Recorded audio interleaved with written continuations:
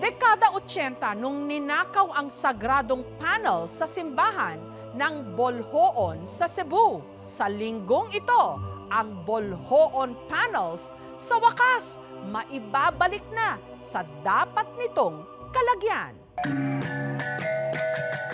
Daan-daan ang mga nagtipon sa linggong ito sa harap ng makasaysayang simbahan sa Bolhoon, Cebu. Makasaysayan kasi ang okasyong ito para sa kanilang pananampalataya. Makalipas kasi ang mahigit 4 na dekada, makakauwi na sa kanilang bayan ang mga antigong Bolhoon panels na ninakaw mula sa kanilang simbahan. Mahigit 4 na dekada na ang nakararaan. Ang imposible, nahimong posible karong adlaw.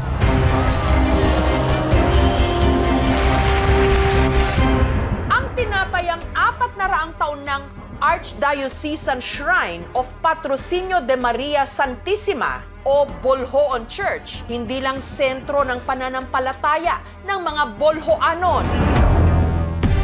Tahanan din ito ng ilan sa pinakalumang historical at religious artifacts sa bansa. Malaki ang papel ng Bolhoon for the spreading of Catholicism in the South.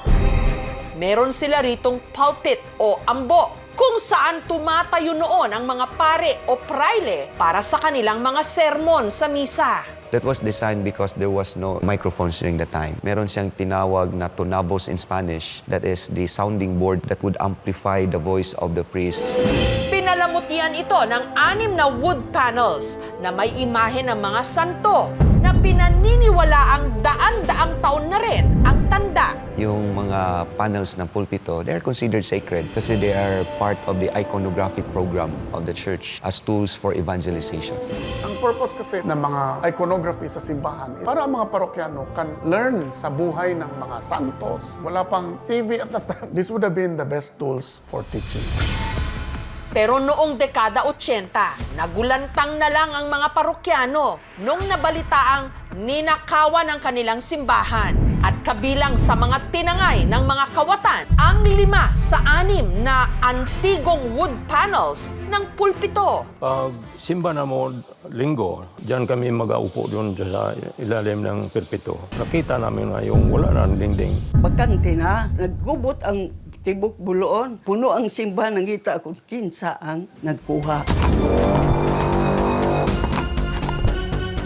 There's a report that it's the parish priest at the time, the perpetrator of unlawful taken of those panels. Sa job ay nagkuha. May kaso na pong na-file against the incumbent priest noon. But it was dismissed because of the failure to prosecute. Bilang pag-alala sa ninakaw na panels, naglagay muna ang simbahan ng replika ng mga ito sa dati nitong mga pwesto.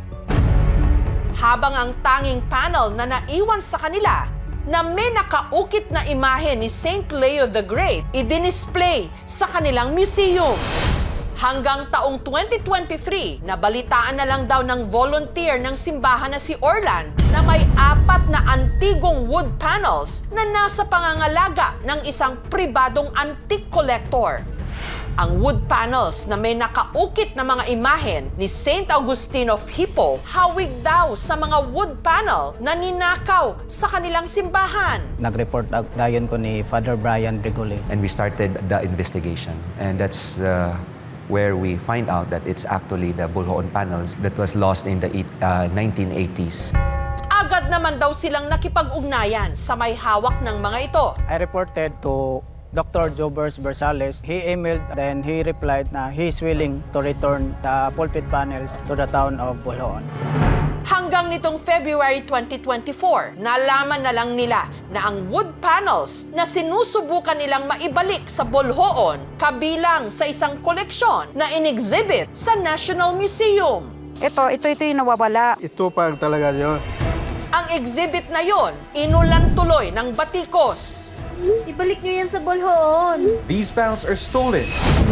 Sa isang pahayag, iginiit ng pambansang museo na legal ang naging paraan kung paano napunta sa kanilang kustodiya ang mga Bolhoon panel. Idinonate daw ito sa kanila ng isang pribadong kolektor. Bukas Bukas naman daw ang museum sa isang dialogue para maibalik ang mga ito sa simbahan.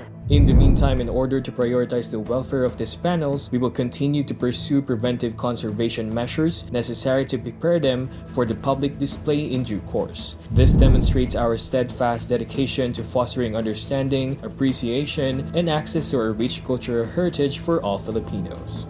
Because laws are not yet so strong. Wala tayong test case on this eh. Proving ownership is one thing, but how about regulating heritage properties? Not only somebody possessing something that was stolen. These pulpit panels are not work of arts to be displayed in a museum because that is not the original context, no? This is part of the pastoral function nga pagpadayag sa pagtuo, no? Hanggang sa ang pagbabalik ng kontrobersyal na Bolhoon panels, itinakda nitong March 14. Pero bago yan, ang Bolhoon panels, dumaan muna sa mabusising restoration process. Portion, they were painted. So if you can see this is original, and what you do is to create different lines to mimic the same color.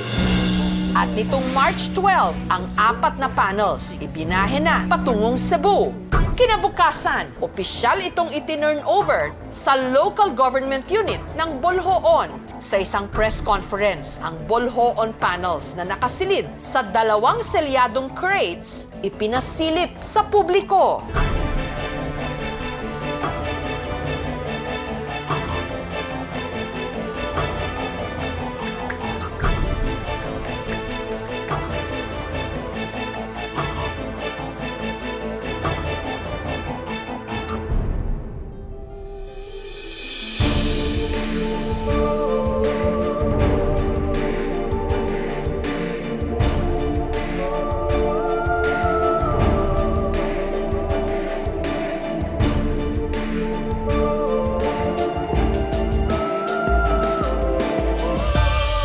The road that led to today was not always a smooth one, that we did come together for a larger good. What a beautiful conclusion to my stay in Cebu. Such a treasure. The Word of God becomes alive in the pulpit.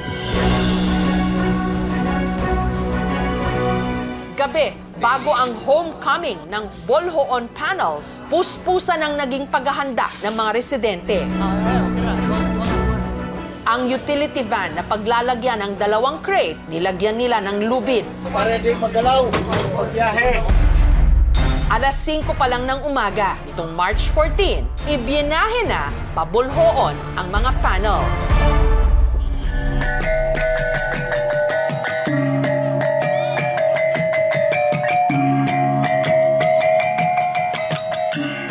Noong mga oras na yon, ang mga deboto at residente na may bit-bit pang banderitas, nakaabang na sa simbahan.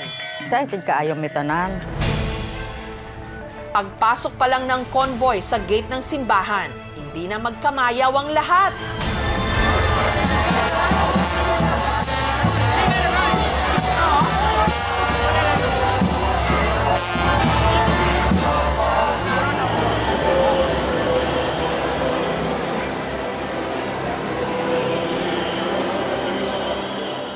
At nung isa-isa nang binuksan ang crates na naglalaman ng panels,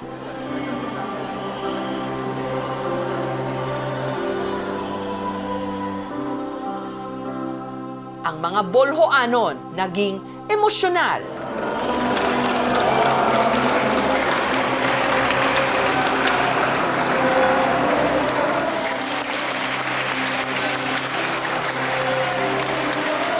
Nalipay yun. Wala pagbutan sa Ginoo siguro dito.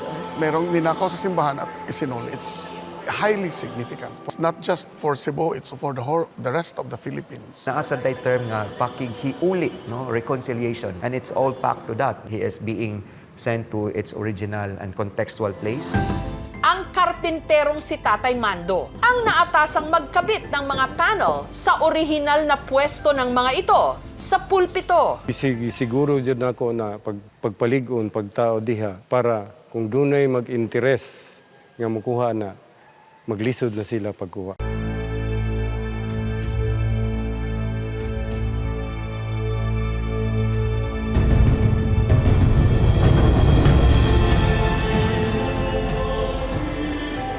Sa idinaos na Pontifical at Thanksgiving Mass sa Bolhoon Church nito lang Biyernes, sa pulpito nagsagawa ng sermon si Cebu Archbishop Jose Palma. Og tingali, di ka mo makahinamdom kanusa pa man nga ang pari o ang obispo nagsermon nining pulpito. Paghimaya sa Ginoo tungod sa pagbalik sa panel pulpits dinhi sa Bolhoon. Pagpakan natin sa Lord. Nalipay jud mi, pasalamaton ko nga akong edad nakaabot pa ko sa pag-uli sa among panel. Isang puwang na lang ang bakante sa pulpito, nakalaan para sa ika-6 na panel na hanggang ngayon hinahanap pa rin ng mga Bolhoanon. If we have the enough information, then we will pursue recovering the 6 Bolhoon panel. I hope other churches, other communities all over the Philippines na nawalan ng mga ganitong klaseng mga parts ng simbahan will also band together and begin to campaign on their own using social media or any other platform to get those things back.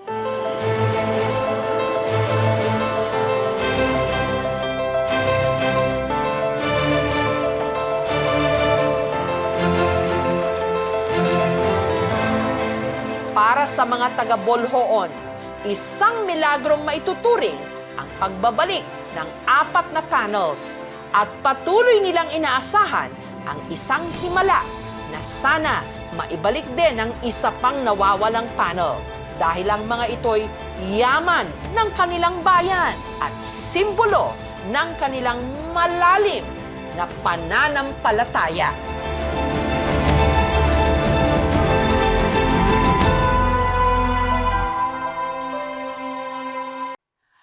Thank you for watching, mga kapuso. Kung nagustuhan niyo po ang videong ito, subscribe na sa GMA Public Affairs YouTube channel. And don't forget to hit the bell button for our latest updates.